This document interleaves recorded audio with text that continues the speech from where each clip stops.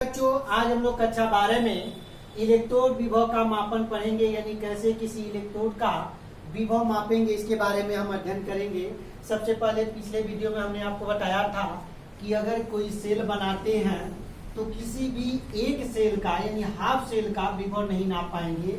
इसको नापने के लिए इसके सापेक्ष कोई दूसरा इलेक्ट्रोड आपको लेना पड़ेगा। जैसे मान लीजिए हमारे पास एक सॉल्यूशन है, यह सॉल्यूशन जिंक सल्फेट का है।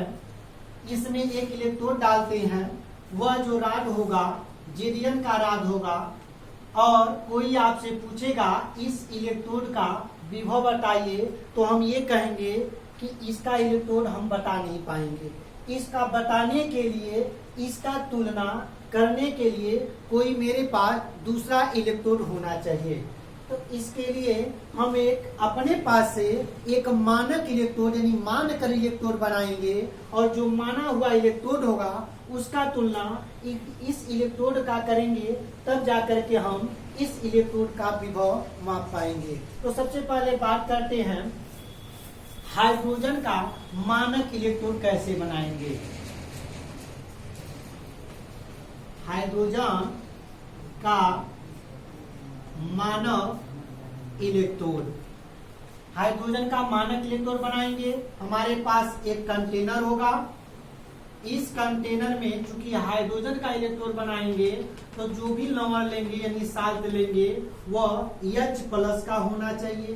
तो H+ में हम यहाँ पे ESCl का विलयन ले रहे हैं, और इसमें चूंकि हाइड्रोजन गैस है तो किसी भी गैस का इलेक्ट्रोड नहीं बनाया जा सकता है, तो हम एक इनर्ट मेटल यानी प्लेटिनम का तार डालेंगे। उस प्लेटिनम तार में प्लेटिनम का इलेक्ट्रोड डालते हैं, और ये हमारा ESCl ये साल्ट है हमारा, इसमें डालते हैं। इसको एक कंटेनर में बंद कर देते हैं,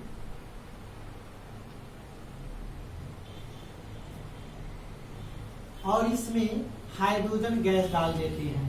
इस हाइड्रोजन गैस यानी H2 का जो प्रेशर होगा 1 बार होगा। ध्यान दीजिएगा, किसी भी गैस का इलेक्ट्रोड नहीं बनाया जा सकता है। चूंकि गैस है तो इस गैस चूंकि हाइड्रोजन का ही इलेक्ट्रोड बनाना है, तो इस इलेक्ट्रोड में हम एक प्लेटिनम अक्रिय धातु लिए हैं जो प्लेटिनम है। इस प्लेटिनम की सहायता से हाइड्रोजन का इलेक्ट्रोड बनाए हैं। इसमें हाइड्रोजन गैस डाल देते हैं।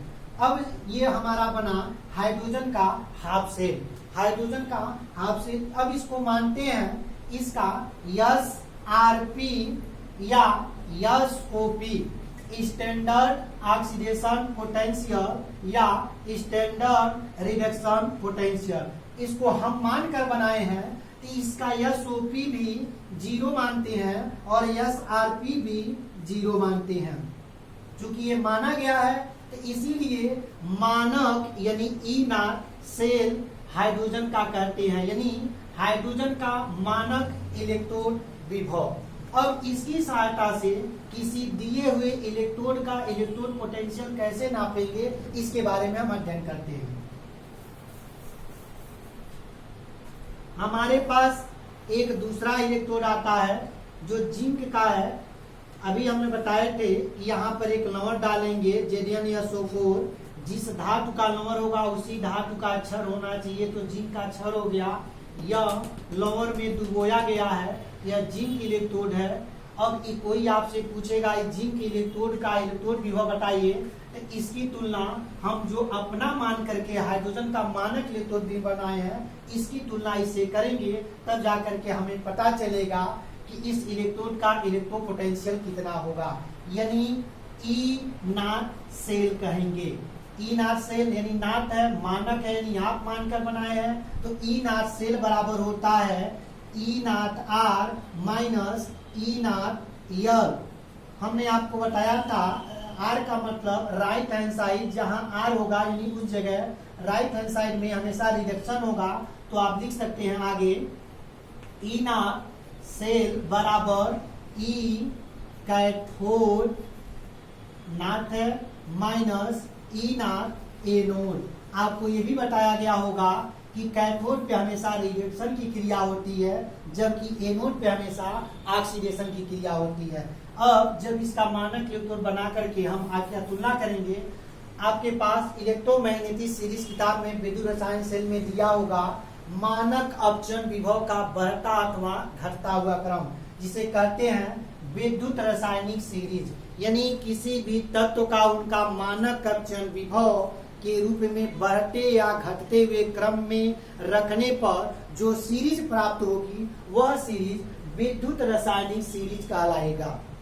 ये बार और समझिएगा, तत्वों का मानक अपचन विभव के रूप में बढ़ते या घटते हुए क्रम से रखने पर जो सीरीज प्राप्त होगी वह विद्युत रासायनिक सीरीज कहलाएगा।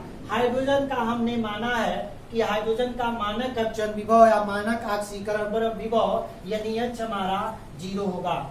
उसके बाद जिंक का इलेक्ट्रोमैग्नेटिक सीरीज में देखेंगे तो जिंक का जो होता है मानक अपचन विभव -0.76 वोल्ट होता है। अब इसका E0 से निकालेंगे, अब इसका तुलना इससे करेंगे।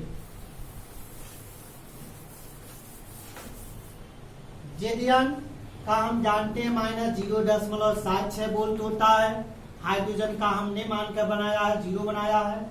अब दूसरी चीज देखेंगे, जब इलेक्ट्रोमैग्नेटिक सीरीज में देखेंगे तो हाइड्रोजन का स्थान नीचे रहता है, इसके ऊपर जेडियन का स्थान होता है। इलेक्ट्रोमैग्नेटिक सीरीज में जिस तत्व को जितना ही ऊपर रखेंगे वह तत्व अपने नीचे वाले तत्व से ज्यादा क्रियाशील होता है और वह आसानी से इलेक्ट्रॉन को लूज करके धनायन बनाने की प्रवृत्ति रखती है। जिंक का स्थान हाइड्रोजन से ऊपर है, इसलिए जिंक हाइड्रोजन से अधिक क्रियाशील होगा और यह आसानी से इलेक्ट्रॉन को त्याग करेगा, इसलिए जेडियन यहाँ ऑक्सीकारक का काम करेगा, यानी ऑक्सीकरण का काम करेगा और H2 रिडक्शन का काम करेगा। तो हमें दो चीज क्लियर हो गया, जिंक को एनोड बनाएंगे और हाइड्रोजन को कैथोड बनाएंगे। अब हम यहाँ पर E0 सेल निकालेंगे, तो E0 सेल बराबर E0 R minus E0 L। फिर निकालेंगे E0 R यानी हाइड्रोजन का है, हाइड्रोजन को हमने 0 माना है, 0 माइनस E0 L है लेफ्ट हैंड साइड यानी एनोड, एनोड पर ऑक्सीकरण की क्रिया होगी, चूंकि जिंक का काम होता है, माइनस लगाएंगे 0.76 वोल्ट लगाएंगे। फिर E0 से हल करेंगे, 0 होगा, माइनस में माइनस का गुणा करेंगे प्लस हो जाएगा 0.76 वोल्ट, अर्थात E0 सेल का जो मान आएगा जिंक इलेक्ट्रोड का 0.76 वोल्ट होगा। यही तुलना हम किसी दूसरे इलेक्ट्रोड का करेंगे, उसमें भी देखेंगे।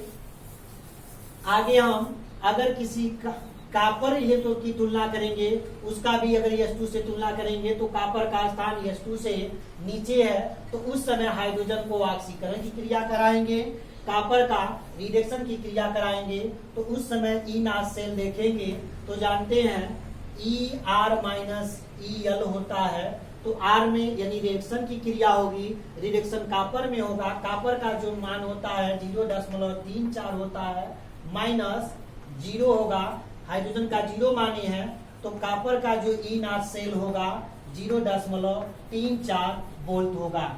बात करते हैं गैल्वेनिक सेल में। हमने आपको बताया था गैल्वेनिक सेल में जो भी इलेक्ट्रोड लेंगे हमेशा 2 इलेक्ट्रोड लेते हैं, एक जेडियन का इलेक्ट्रोड लिया जाता है और एक कापर का इलेक्ट्रोड लिया जाता है।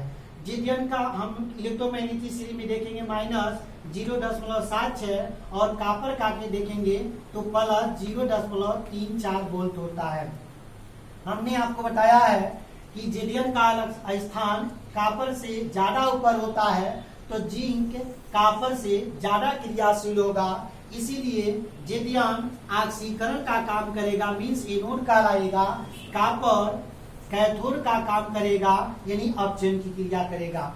अब इसका E0 सेल निकालेंगे तो हम जानते हैं ER माइनस EL होता है, E0 सेल बराबर ER यानी राइट हैंड साइड कापर का है तो 0.34 माइनस लगाएंगे, L का मतलब एनोड की क्रिया, एनोड इसका होगा तो 0.76 वोल्ट। अब इन दोनों को जोड़ेंगे, ई नॉट सेल बराबर 0.34 प्लस माइनस में माइनस का जोड़ेंगे प्लस होगा 0.76, आगे जोड़ेंगे ई नॉट सेल बराबर 0 हो जाएगा, 7 3 10 1 11 हो जाएगा, दशमलव लगाएंगे, यानी ई नॉट सेल गैल्वेनिक सेल का आएगा 1.1 वोल्ट। आगे देखेंगे गैल्वेनिक सेल का जो मैक्सिमम ई सेल होता है 1.1 वोल्ट होता है।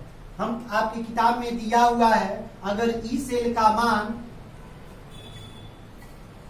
1.1 वोल्ट से कम है तो वह जो हाफ सेल आप बनाएंगे वह काम करेगा, और जो इलेक्ट्रोड के बीच में जो विभवों का अंतर होगा उसे कहते हैं सेल पोटेंशियल। एक बार और ध्यान दीजिएगा, जब ई सेल का मान 1.1 वोल्ट से कम होगा तो वह जो आप सेल बनाएंगे वह सेल सुचारू रूप से काम करेगा और उस समय इलेक्ट्रॉन का फ्लो होता रहेगा और ऊर्जा आपको मिलती रहेगी। अगर ई सेल का मान 1.1 वोल्ट के बराबर आ जाता है तो जो आप सेल तैयार किए रहेंगे वह सेल काम करना बंद कर देगा, अर्थात जो हमारे पास जो विभवांतर लगाते हैं वह दोनों के बीच में डिफरेंस हो जाता है, 0 हो जाता है, उस समय सेल काम करना बंद कर देगा और जो बीच में इलेक्ट्रोड के बीच में जो विभवांतर होगा वह सेल पोटेंशियल न कर करके उसको कहते हैं EM सेल, यानी इलेक्ट्रोमोटिव फोर्स, यानी इलेक्ट्रॉन को मूव कराने के लिए, गति देने के लिए जो फोर्स लगाते हैं वही कहलाता है EMF सेल, और EMF सेल को कहते हैं ई सेल, और अगर मान का लगाते हैं तो इसे कहते हैं ई नॉट सेल। आज के लिए बस इतना ही, शेष नेक्स्ट वीडियो में बात करेंगे। धन्यवाद।